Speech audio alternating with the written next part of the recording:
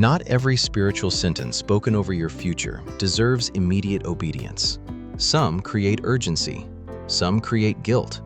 Some make another person's certainty sound exactly like God's voice. You may hear them before an engagement, a cross-state move, a ministry commitment, or a major financial decision. And because the words sound faithful, you may lower your guard before examining the pressure behind them. Today, we will use Christian discernment to examine 6 spiritual phrases that should make you pause before surrendering a life-changing choice. A sentence can sound spiritual while quietly taking your decision away from you.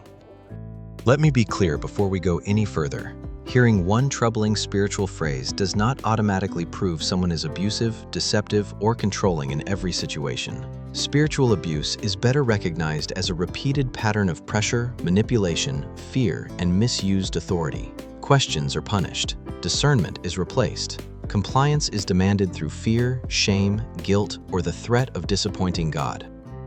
A healthy pastor, parent, elder, or mentor may challenge you strongly and still leave room for prayer, reflection, and personal responsibility before God and every person directly involved.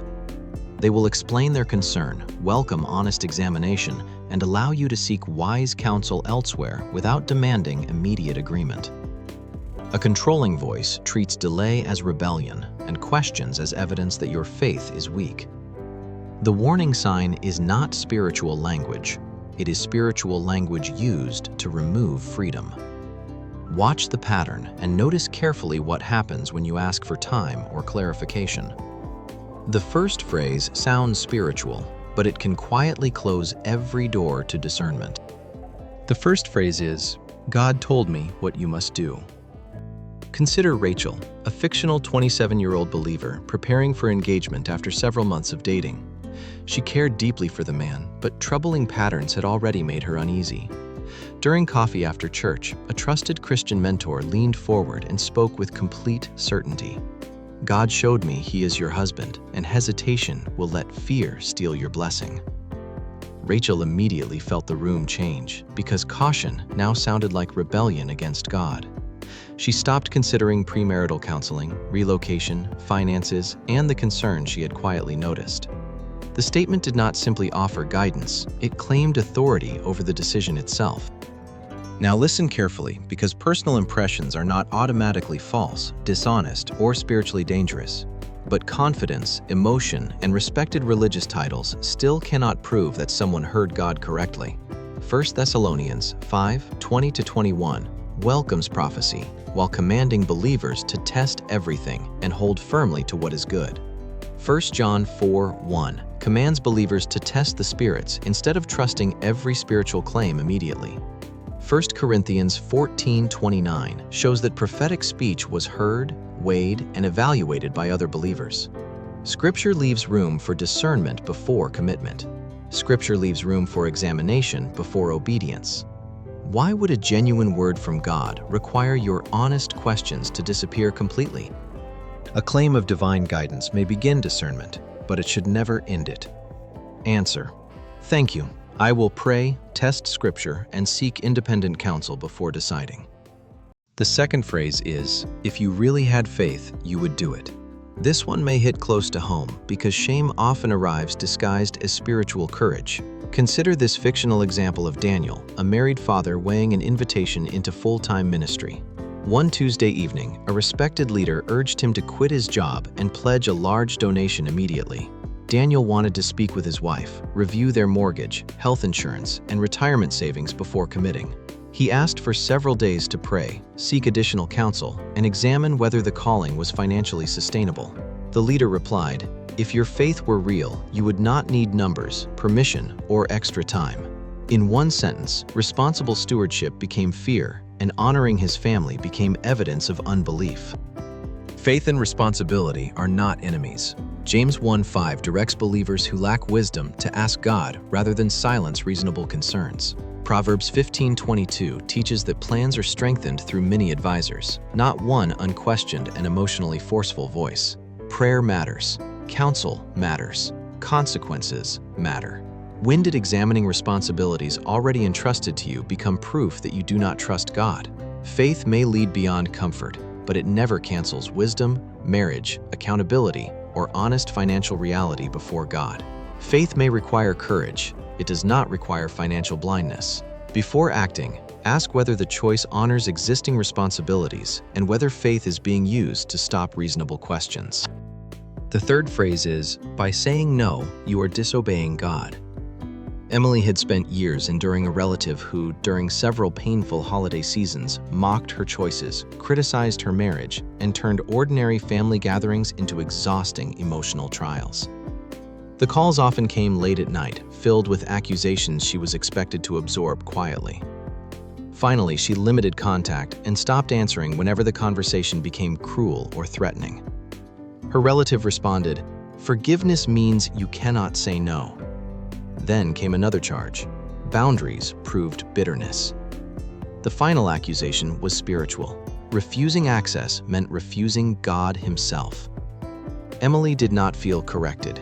She felt cornered, ashamed, and terrified that limiting repeated cruelty had somehow become rebellion. But biblical correction and personal control are not the same thing. 2 Corinthians 1:24 shows Paul refusing to lord authority over another believer's faith. 1 Peter 5:2-3 warns spiritual leaders not to dominate those entrusted to their care. A person may confront sin, challenge pride, and call you toward obedience without turning every personal preference into God's command. Is the speaker explaining Scripture or transforming a desired outcome into divine law?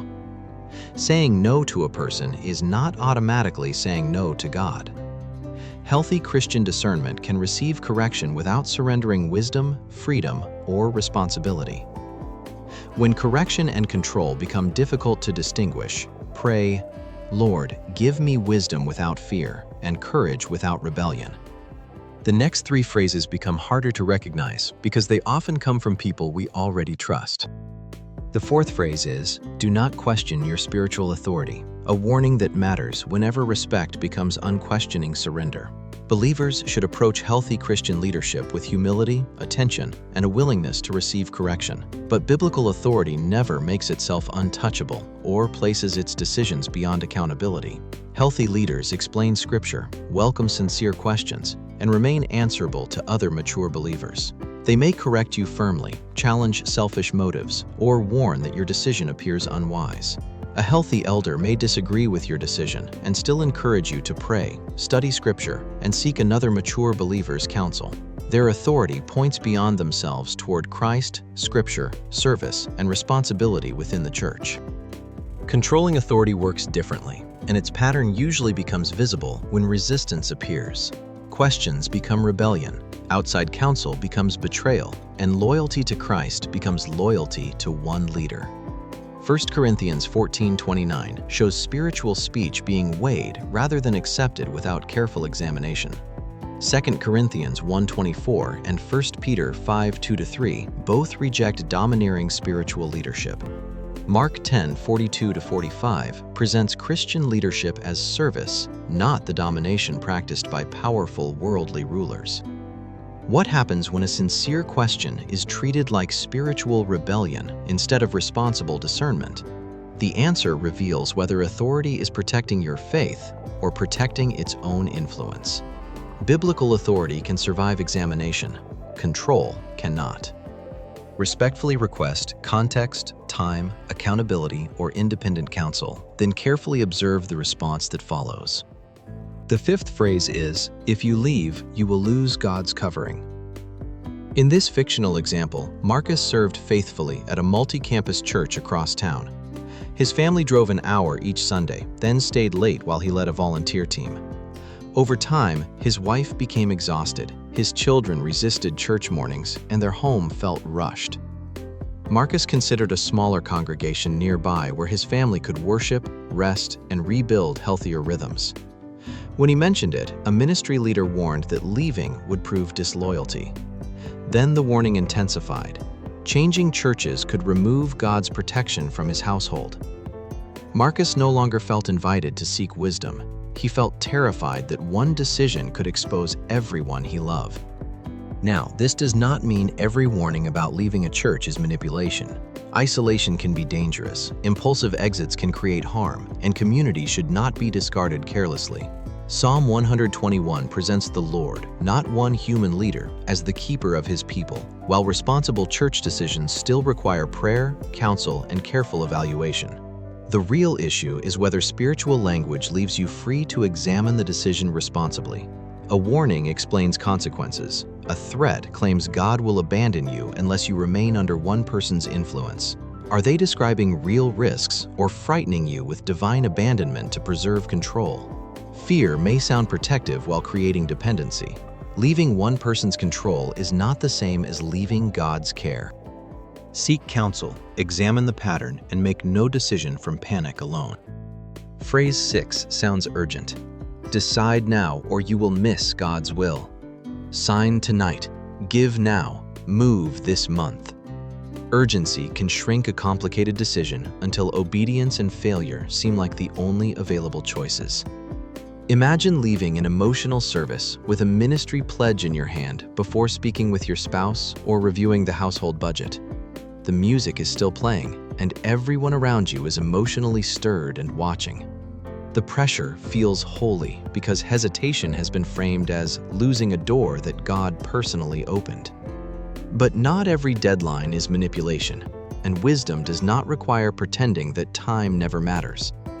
Job offers expire, leases have dates, medical choices can become urgent, and legal deadlines may carry serious consequences. The warning sign appears when someone creates panic, blocks questions, or punishes requests for responsible evaluation. Proverbs 19:2 warns that haste can lead a person in the wrong direction. Luke 14:28 also presents careful counting of the cost as part of responsible action. Prayer, scripture, counsel, reliable information, and consequences belong together when a decision can reshape your life. Why would a trustworthy decision collapse simply because you requested enough time to examine it carefully? Genuine urgency explains the deadline. Manufactured urgency makes hesitation feel like spiritual failure. God's will does not need manufactured panic to become true. Recognizing pressure is not enough. You need a clear way to answer it. Recognizing pressure is only the beginning, so use pause to practice Christian discernment before making any major decision. P means pause the pressure. Do not decide merely to escape guilt, fear, shame, or another person's disappointment with your hesitation. Identify whether the deadline is objective or manufactured by someone demanding immediate agreement without careful examination. Never make a lasting commitment simply because the present moment feels emotionally intense, public, or spiritually charged. A means ask what can be tested. Locate the scripture being used, then read the surrounding passage and examine its meaning within context. Determine whether the speaker is offering fallible counsel or claiming authority that cannot be questioned by anyone. Notice whether honest examination is welcomed, tolerated reluctantly, or punished as evidence of rebellion and weak faith. U means use independent counsel. Seek several mature believers who can offer an independent perspective on the decision, the guidance you received, and the responsibilities involved. For decisions involving health, safety, law, finances, or mental health, consult properly licensed and qualified professionals. A pastor cannot replace a physician, attorney, therapist, domestic violence advocate, or fiduciary financial advisor when specialized knowledge matters. S means separate God's authority from human certainty. A sincere person can misunderstand scripture, misread circumstances, or speak confidently while still reaching the wrong conclusion. Titles, charisma, emotion, and spiritual vocabulary cannot independently confirm that a claim truly came from God. Testing a human messenger is not equivalent to doubting God's character, wisdom, power, or ultimate authority over your life. E means examine fruit, freedom, and consequences. Consider whether you may decline, request time, seek outside counsel, and discuss every practical responsibility without punishment. Observe whether the speaker benefits directly and whether the decision produces maturity, freedom, responsibility, or unhealthy dependency. Discernment does not mean refusing counsel. It means refusing to surrender responsibility for marriage, safety, finances, lawful obligations, and consequences before God. Before we close, let me make one truth unmistakably clear. This message is not asking you to distrust every pastor, mentor, parent, or Christian friend. Healthy counsel can expose blind spots, challenge pride, and protect you from choices you may regret. Wise believers still need community, scripture, prayer, and voices willing to speak honestly. Do not believe every claim automatically. Do not reject every warning automatically. Do not confuse independence with discernment. The goal is not isolation, it is mature responsibility before God. Whether the decision concerns marriage, ministry, family, church, relocation, or money, test what you hear with patience and humility without surrendering discernment. Godly counsel helps you obey God. Controlling counsel asks you to obey a person in God's name. Write in the comments, "Lord, give me wisdom to receive counsel without surrendering discernment." Share this with someone weighing an engagement, church change, ministry role, move, or major financial commitment. Subscribe for biblical warnings, God's guidance, and practical clarity for everyday Christian decisions. Keep praying, testing Scripture, and accepting responsibility for your choice. May God grant you wisdom without fear, courage without rebellion, and peace without pressure.